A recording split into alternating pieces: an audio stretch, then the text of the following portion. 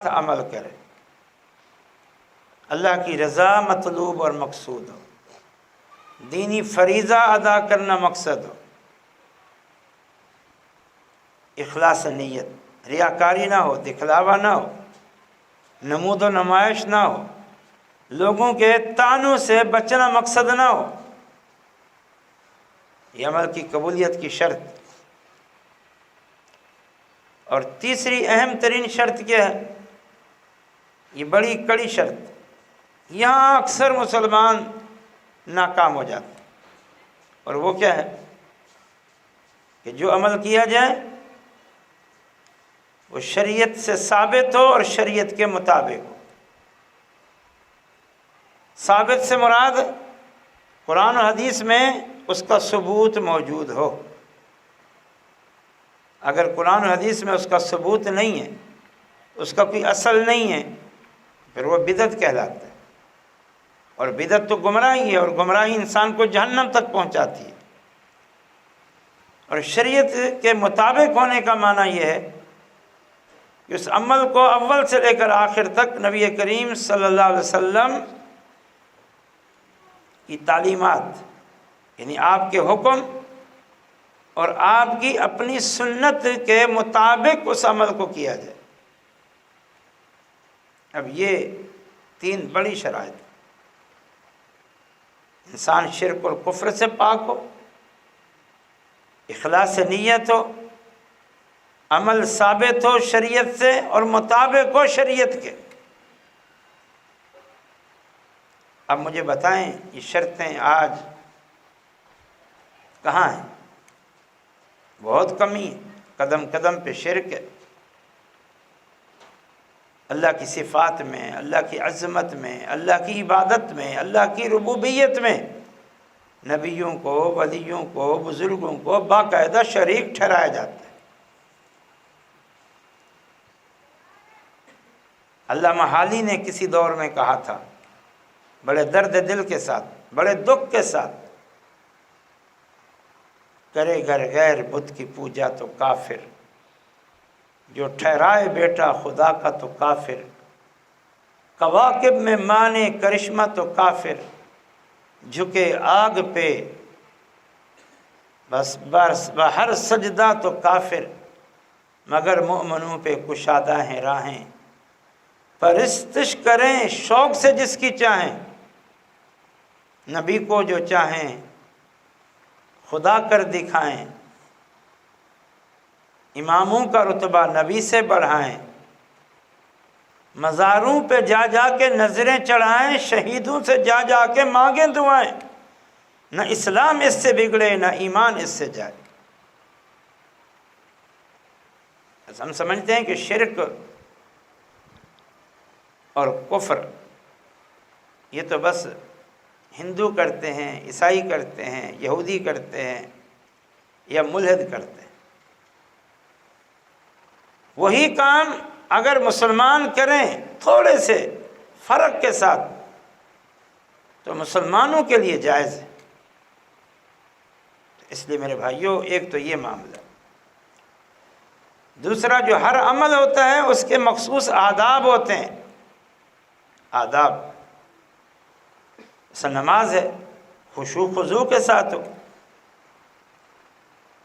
وقت پہ پڑھی جائے، اطمینان اور سکون سے ٹھہر ٹھہر کے پڑھی جائے، یہ نماز کا ادب ہے۔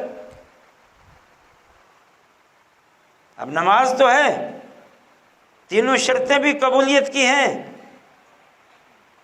لیکن نماز اطمینان سے نہیں، ٹھہر ٹھہر کے نہیں، خشوع خضوع نہیں ہے، تو یا تو یہ نماز رد ہے یا پھر ثواب نہ ہونے کے برابر۔ مثلا روزہ ہے جو آپ نے ابھی رکھا رمضان میں، اس روزے کے حوالے سے نبی صلی اللہ علیہ وسلم کا یہ فرمان آپ سب نے ماہ رمضان کے خطبات جمعہ میں اور دروس میں سنا۔ صحیح بخاری میں ہے کہ نبی صلی اللہ علیہ وسلم نے فرمایا، من لم يدع الزور والعمل به فليس لله حاجة في ان يدع طعامه وشرابه۔ کہ جو کوئی روزہ رکھ کے جھوٹی بات یعنی غلط بات نہیں چھوڑتا، العمل بھی، اور غلط کام نہیں چھوڑتا. غلط کام ہر وہ کام جو خلاف شریعت ہے، غلط بات ہر وہ بات جو خلاف شریعت ہے وہ نہیں چھوڑتا. تو نبی صلی اللہ علیہ وسلم نے فرمایا اللہ کو اس کے بھوکے اور پیاسے اپنے آپ کو رکھنے کی کوئی حاجت نہیں ہے. اللہ کو کوئی حاجت نہیں. مطلب پھر اللہ کے ہاں اس کا یہ روزہ خالی بھوک اور پیاس برداشت کرنا ہے. اللہ کے ہاں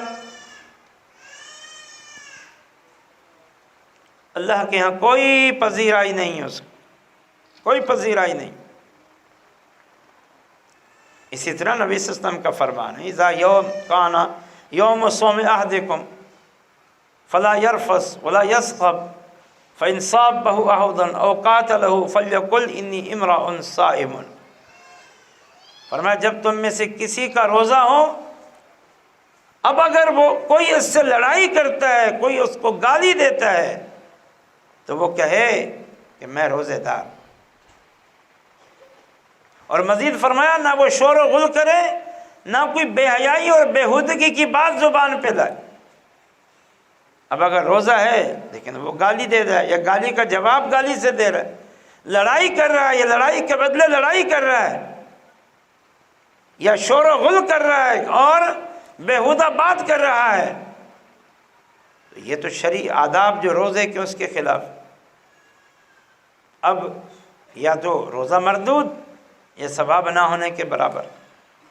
اس لیے یہ دعا دی جاتی ہے اور اس میں یہی درس ہے. لیکن میں ایک بات کہوں کہ یہ خالی دعاؤں سے کام نہیں چلے گا. پہلے مرحلے پہ بندہ خود ان اعمال کی قبولیت کی ان شرائط کو جانے اور ان شرائط کو اپنے اندر پیدا کرے. کتاب و سنت کی روشنی میں اپنے عقیدے کی اصلاح کرے، خاص طور پر اپنے آپ کو شرک سے بچائے، اخلاص نیت پیدا کرے، اتباع سنت کی راہ کو اختیار کرے. پھر عمل کرے، اپنے طور پر کوشش کرے صحیح عمل کرنے کی. پھر کوئی کمی کوتاہی رہتی ہے تو یہ دعائیں یہ پھر اس کمی اور کوتاہی کے ازالے کا باعث ہیں، اور اتنے مؤمنین کی دعاؤں سے اللہ تعالیٰ اس بندے سے درگزر فرما دیتا. پھر یہ صدقۃ الفطر بھی یہ طہرۃ للصائم ہے، روزے دار کو کمی کوتاہیوں سے، زبان اور جسم کی کمی کوتاہیوں سے پاک کر دیتا ہے. پھر یہ عید کی نماز ہے، یہ نماز مزید بندے کی کمی اور کوتاہی کی طہارت کا باعث بن جاتی.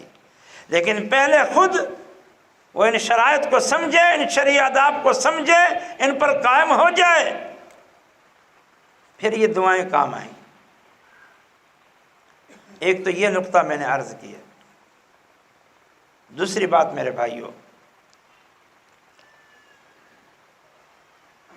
جن کو اللہ تعالیٰ نے اس مہینے میں اعمال صالحہ کی توفیق دی، روزہ خاص طور کیونکہ وہ فرض ہے، باقی تراویح، صدقات و خیرات، دعائیں، اذکار اور قرآن کی تلاوت، یہ موٹے موٹے اعمال ہیں. اسے چاہیے کہ وہ اللہ کا شکر ادا کرے،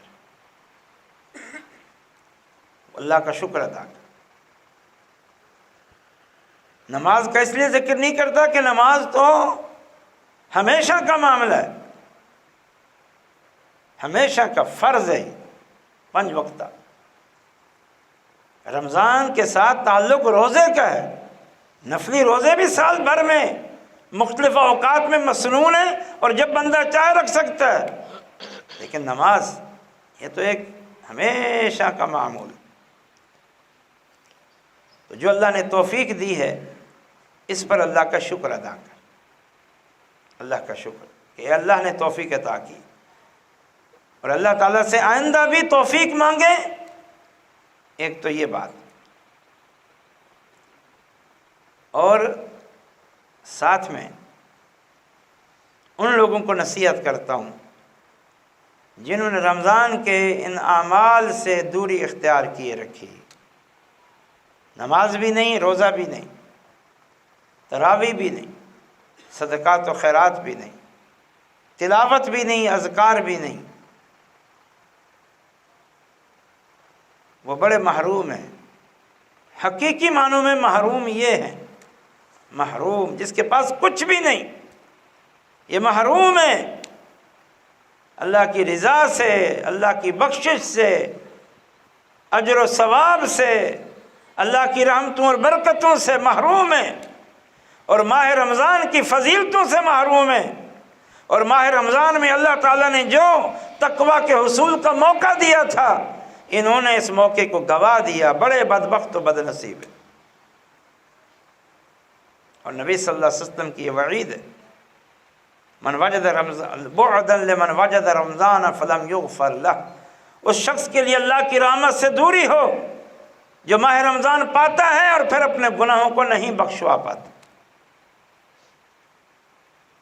رحمتیں برس رہی تھیں، مغفرتیں تقسیم ہو رہی تھیں، گردنیں جہنم سے آزاد ہو رہی تھیں، مسلمانوں کے اجر و ثواب میں تیزی سے اضافہ ہو رہا تھا، نیک لوگ درجات علا پا رہے تھے،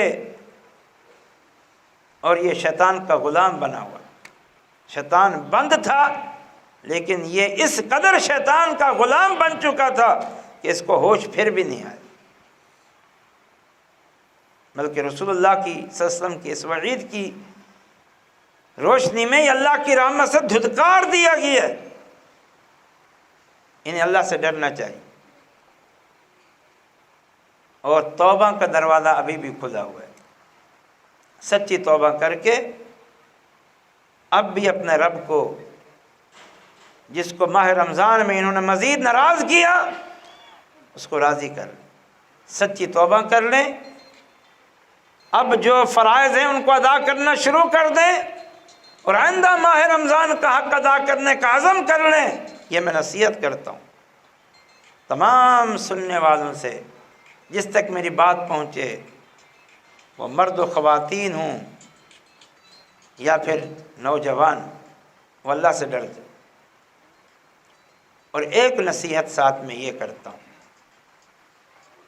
یہ ان لوگوں سے ہے جنہوں نے ماہ رمضان میں اعمال صالحہ کا اہتمام کیا، کم یا زیادہ، انہیں یہ نصیحت کرتا ہوں کہ یہ اعمال یہ اللہ کے قرب کا باعث ہے، بخشش کا باعث ہے، اللہ کی محبت کا باعث ہے، درجات علا کا باعث ہے، ان اعمال کو چھوڑنا نہیں۔ ٹھیک ہے، ماہ رمضان کی طرح کثرت سے نہیں، لیکن تعلق قائم رکھیں، تعلق نہ ٹوٹنے، تعلق نہ ٹوٹنے۔ خاص طور پر یہ جو قرآن کی تلاوت ہے، قیام اللیل ہے، یہ دو کام، قرآن کی تلاوت زندگی بھر کا معمول ہونا چاہیے، بھلے تھوڑا ہو، اور قیام اللیل، رات کا قیام، تہجد، یہ بھی زندگی بھر کا معمول ہو، اگرچہ رمضان کی طرح نہ ہو سکے۔ بڑی آسانیاں ہیں تہجد میں، وہ تو جو بہت بڑے نیک صالح متقی ہوتے ہیں وہ رات کے آخری پہر میں معمول بناتے ہیں، وہ لمبے لمبے قیام کرتے ہیں، یا وہ 11 رکعتوں کو اپنا معمول بناتے ہیں۔ لیکن اگر کوئی اس مقام تک نہیں پہنچ سکتا تو وہ رات کے اول حصے میں قیام کر لے، جب آنکھ کھلے قیام کر لے، لمبے لمبے قیام نہ کرے، چھوٹے چھوٹے قیام کر کے 11 رکعت جو مسنون ہیں وہ پوری کر لے، چھوٹی چھوٹی صورتیں پڑھ کے پوری کر لے۔ عشاء کی نماز کے بعد پڑھ لے، مختصر پڑھے گا تو آدھے گھنٹے سے پہلے، آدھے گھنٹے کے اندر وہ تہجد پڑھ سکتا ہے پورا، یہ کم سے کم بات کر رہا ہوں، مگر نہ تو جتنا قیام